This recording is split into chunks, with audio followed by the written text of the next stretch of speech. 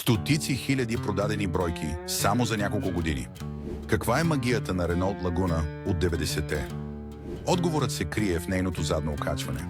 Още в средата на 90-те Лагуна използва усъвършенствана торсионна греда с надлъжни носачи и стабилизираща щанга, интегрирана в самата конструкция. Но това не е най-интересното.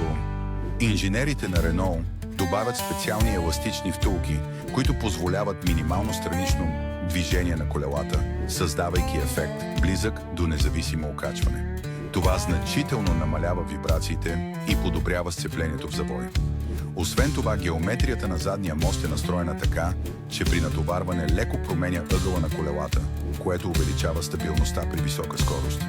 Историята показва, че Лагуна е вдъхновена от по-скъпите модели на марката, но пренася това усещане в масовия сегмент.